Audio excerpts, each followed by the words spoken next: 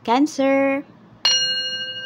Welcome back po dito sa Daily Dose of Tarot 111. I hope nasa mabuti kang kalagayan pang physical, mental, emotional o spiritual man yan. Ang video po natin na ito ay para lamang sa mga may malawak na kaisipan, kaya po kung hindi kayo makaresonate, try nyo pong panoorin yung inyong other signs, Moon, Rising, and Venus. And again, wag lang po kayo laging nagfo-focus sa sun sign po ninyo.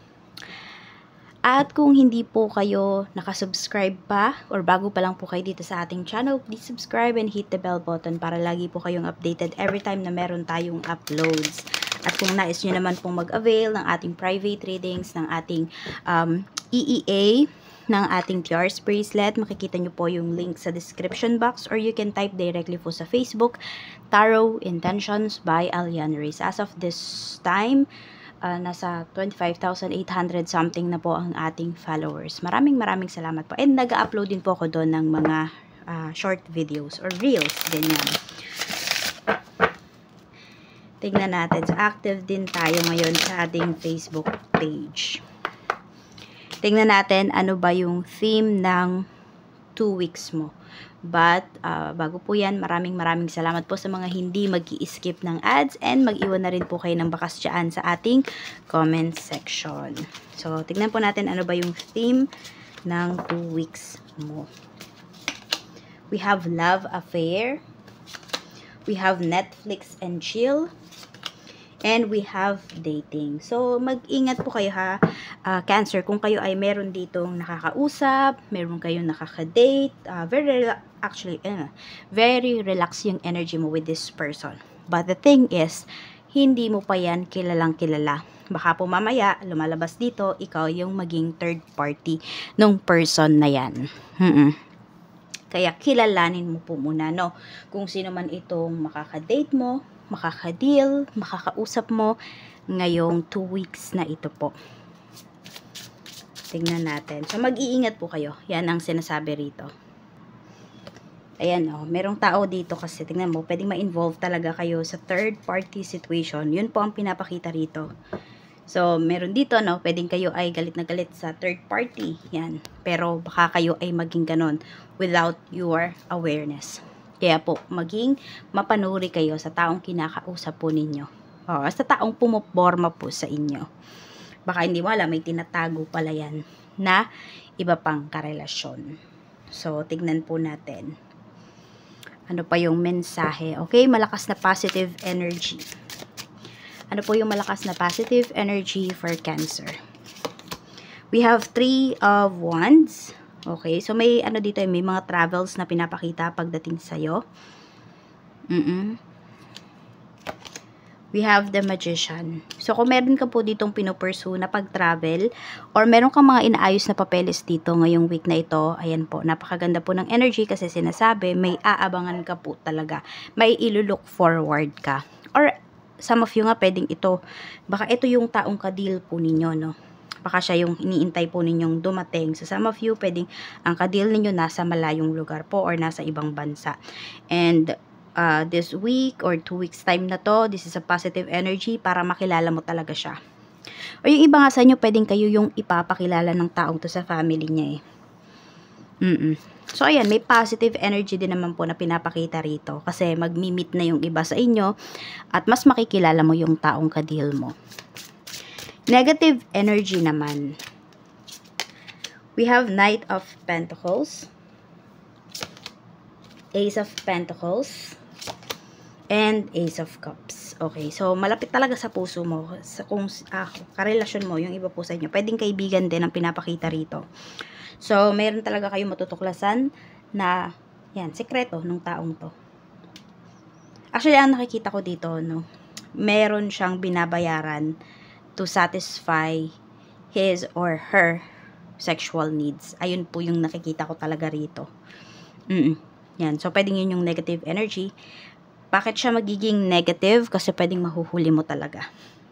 Or mapapasa mo sa phone niya na meron siya mga nakakausap na ganun. Ganun yung, yung usapan nila about sa pera. Ganyan.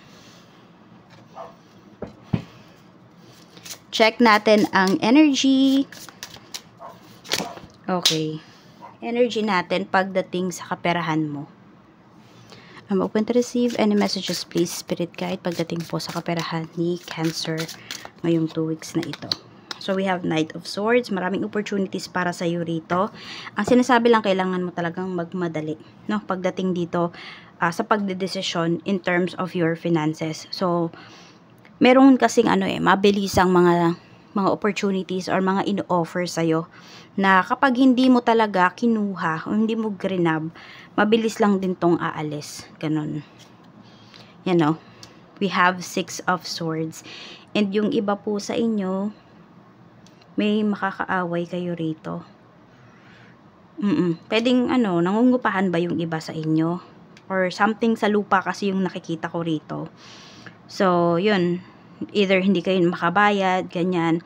So, kayo na lang yung aalis. Ayan po. So, pwedeng naghahanap na yung iba sa inyo ng ibang matutuluyan. Ganyan. Queen of Swords. So, looks like wala kayong peace of mind kasi ngayong 2 weeks time na to eh. Talaga kayo, nag-overthink po, no? So, kaya nga yun, may magagawa naman daw kayo sa problem ninyo in terms of your money. So, gawan nyo na po talaga ng action ito. Huwag lang laging mag-iisip. Huwag lang kayo laging mag-overthink po rito. Sa trabaho, we have 8 of Swords. Marami dito, napipilitan na lang kayong mag-work. Kasi pwedeng meron pa po kayong pinag-aaral na anak. We have 2 of Cups. And yung iba naman po sa inyo, maaaring napipilitan na lang kayo na magtrabaho. Or mapipilitan kayong mag-work for some of you naman. Kasi baka may naghahanap dito ng trabaho. Kasi ito yung napagkasunduan ninyo ng asawa mo. And for some of you naman po, kung meron nga po kayong anak dito, yan, pwedeng hindi na nagsusustento yung tatay ng anak po ninyo or nanay ng anak ninyo. Ayan, hindi lang naman single mamang nandito, pwedeng may mga single dad din po, So, meron dito kasing hindi pagkakaunawaan pagdating sa kaperahan, kaya ayan po, mayroon dito mapipilitang magtrabaho. Or pwedeng ito po ay kayo or anak po ninyo. Baka magano siya, yun, working student na lang siya. Meron din namang energy kasi na gusto niyang makatulong. So, kung pwede nang magtrabaho yung anak ninyo, yan. So, pwede po na yun yung pinapakita rito na energy. Energy niya ang pinapakita rito, hindi energy ninyo. Sa business naman, kung may business po kayo, we have Page of Wands, we have Knight of Wands, and we have 2 of Swords. Yan. Medyo alanganin kayo dito pagdating sa inyong negosyo ngayong 2 weeks. Madaming transactions dito na pwedeng hindi nyo ipupursue. Hindi ko alam kung kayo ba yung may problema or yung client po ninyo.